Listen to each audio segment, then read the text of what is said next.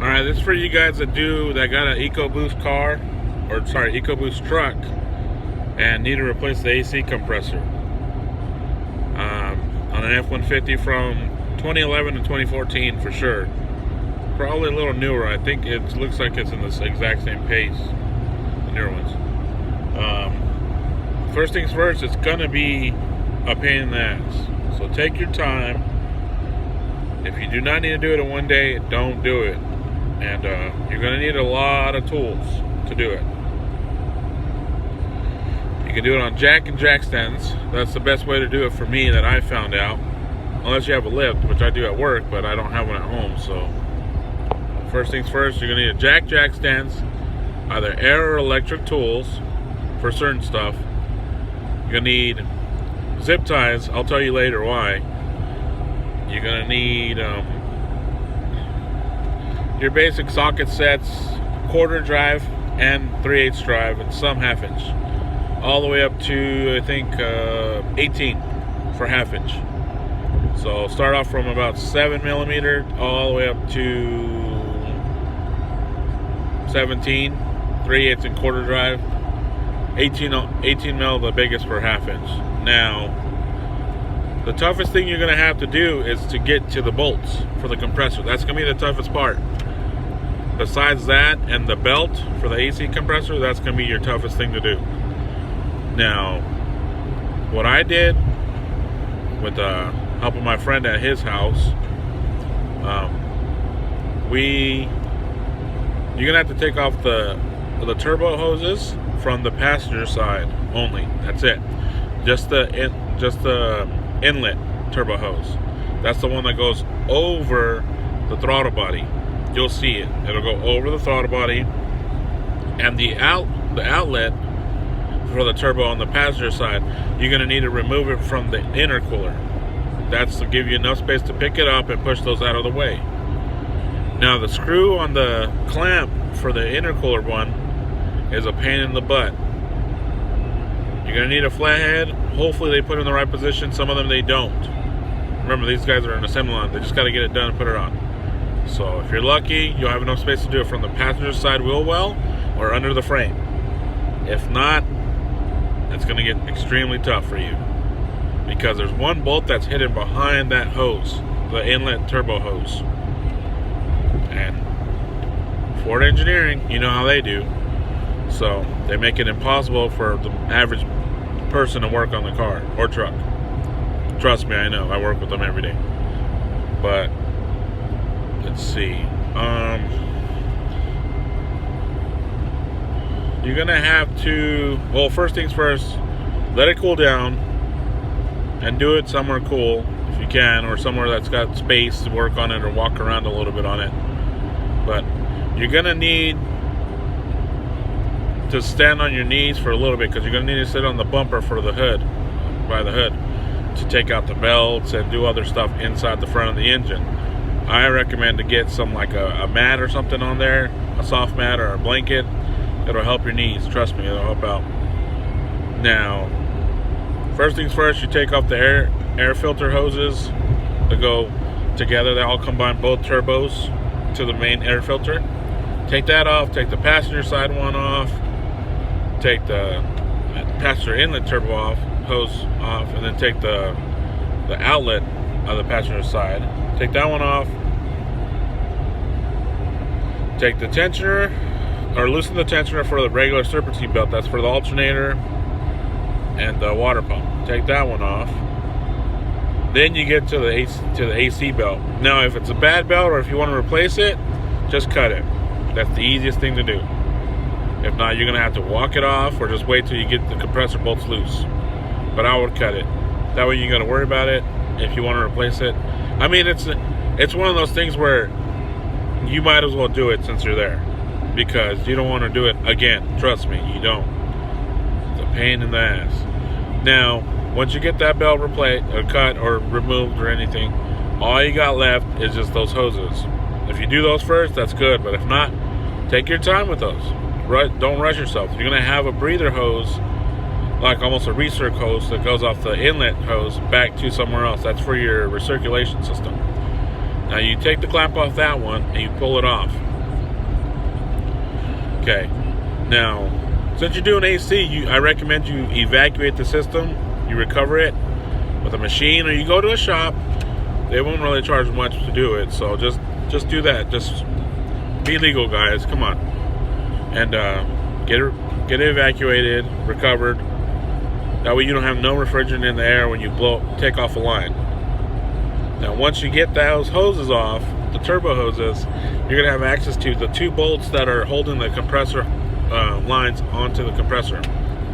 They're gonna be 2 13mm bolts, so you're gonna need a long, deep socket, 13mm, and about 2 feet of extension to break it loose.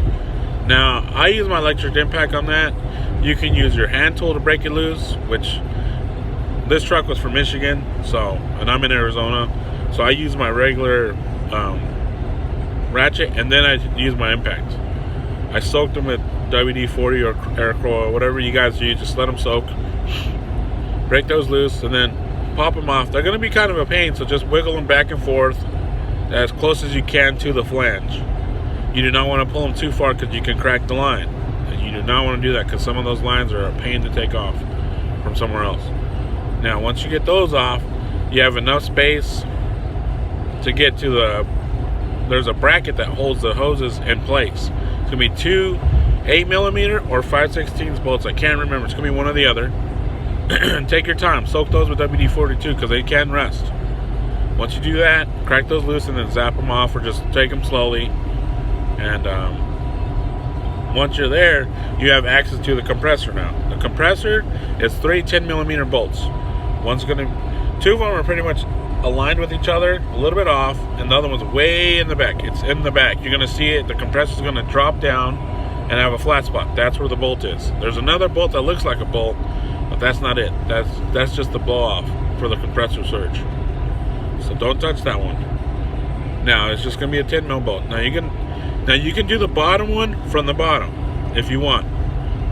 Or once you get all that off, you can from the inside. It's just you're going to get scratched up. And just work smarter, not harder, guys.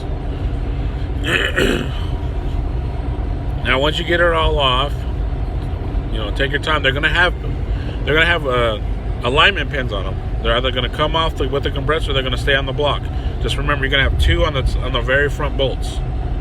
Make sure to put those back on. That helps with alignment. And to get it out, the easiest way I saw is you're gonna have to pull it out straight, and then go over to the driver's side and wiggle it through. And you can move some hoses and stuff like that. It's the best with 2 people. The other person can help you out and move stuff. So you can wiggle it through there. It's kind of a pain in the butt. So, because they have a lot of studs on them and all that. So it's a headache. Now once you get it out, your compressor might have to get the studs taken off. You can use the 2-nut method or whatever method you want to do to get them out for your studs, because the compressor we ordered for the guy, he ordered it on Amazon, and that one did not come with both of them.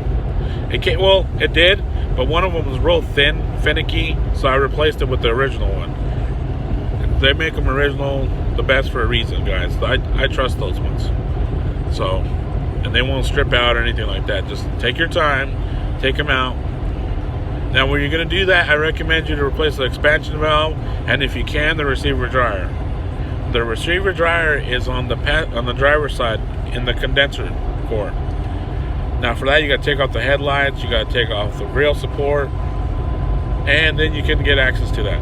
It seems kind of crazy, but you can do it. You can get away with kind of loosening everything up and sliding it out, but you got to worry about the lines. So remember that. If you don't want to do it, just replace the expansion valve. That's whatever you guys want to do. If you don't want to do the expansion valve either, you don't have to.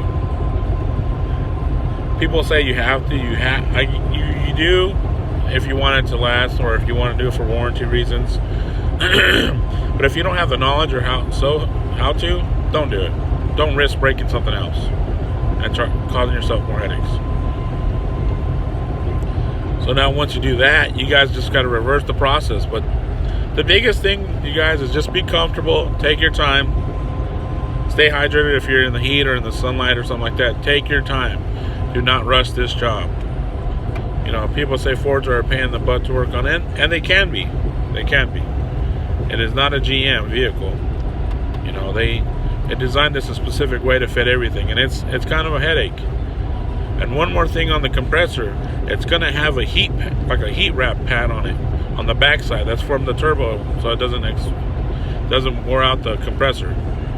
Now you're going to have to remove that and replace it with and put it on the other one if it does not come with it. And you can just use, you know, adhesive remover or adhesive installer, adhesive promoter, anything with adhesive on it, just to help stick it on the new compressor. Make sure it's clean, brake cleaner right there in the back area. Put it on, let it sit. That's most of the things you're going to have to do. Is you're going to have to wait for certain things to get done.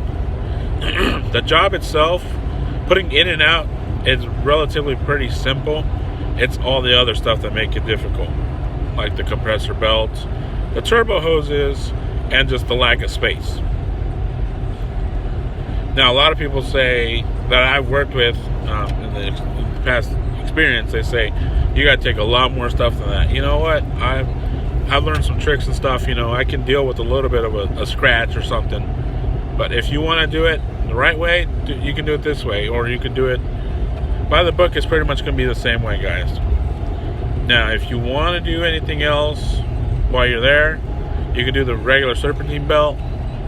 But it's going to be tight. It's going to be tight. You guys got to take your time, get the belt diagram. If yours doesn't have it, go online. It's going to go over the water pump. It's going to go behind the tensioner, back over the crankshaft to the alternator. So you guys need to know that. Like I said that again, it's going to go over the water pump. So when you're looking straight at it, it's going to go over left. It's going to go to the tensioner, over it, back to the crankshaft, over that, and back to the alternator. And that, the alternator back to the water pump. Okay? Alright, guys. Now, if you guys have any questions or comments, just write it down below. I'll be happy to answer them and respond to you guys. And I will have a video of that stuff soon. I will show you. I will go on a motor and I will explain to you what you got to do. Okay? Alright, guys. Have a good day.